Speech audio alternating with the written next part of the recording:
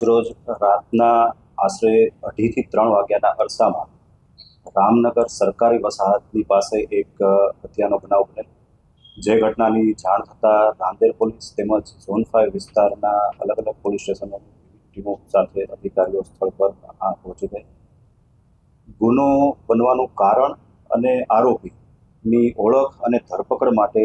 વિવિધ ટીમો બનાવી કાર્યવાહી કરવામાં આવી. જે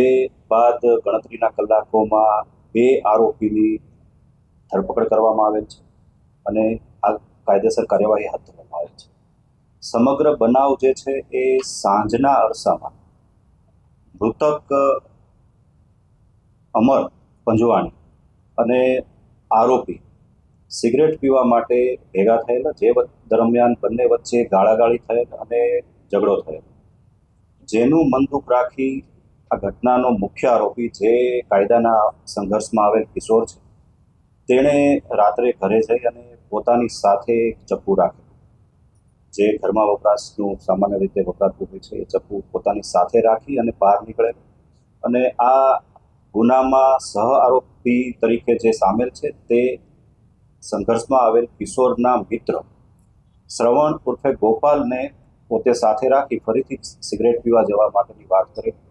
અને આ શ્રવણ મારફતે જ તે મૃતક કાલુ પંજવાણીને સંપર્ક કરેલ હોવાની પ્રાથમિક હકીકત અત્યારે તપાસ દરમિયાન જણાયેલ છે. તેને બોલાવી ત્રણેય લોકો બાઇક પર રવાના થયેલ અને આ દરમિયાન જ બાઇક ચલાવવા બાબતમાં અને સિગરેટ પીવા બાબતમાં ફરીથી બંને વચ્ચે બોલાચાલી થઈ, ઝઘડો થયો અને ઝઘડાના પરિણામે જે ઘટના સ્થળ છે ત્યાં આરોપી દ્વારા પોતાની સાથે લાવેલું ચપ્પુનો એક ઘા મૃતકને મારી દેવામાં આવેલો, જે બાદ તેની મૃત્યુ નિપજેલું છે. અને આ સમગ્ર બનાવમાં સામેલ બંને આરોપી, જેમાં એક શ્રવણ ઉર્ફે ગોપાલ, જે ઉગત કેનાલ રોડ પાસેની ઝુંપડપટ્ટીમાં રહે છે, અને અન્ય જે છે એ કાયદાના સંઘર્ષમાં આવેલ કિશોર છે, તેની ધરપકડ કરવામાં આવેલ છે અને આગળની કાયદેસર કાર્યવાહી હાથ ધરવામાં આવેલ છે.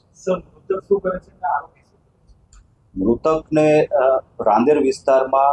2 વ્હીલર ઓટો ગેરેજ ચલાવે છે અને એ રીતે પોતાનું ગુજરાન ચલાવતો હતો. આરોપી જે છે એ કાયદાના સંઘર્ષમાં આવેલો કિશોર છે મુખ્ય, જેથી તેની ઓળખ આપી શકાય તેમ નથી. અન્ય જે સાથે રહેલ આરોપી છે તે એક જે ઇવેન્ટ મેનેજમેન્ટ છે તેમાં એક સામાન્ય જે નોકરી કરે છે અને એ રીતે પોતાનું ગુજરાન ચલાવે છે.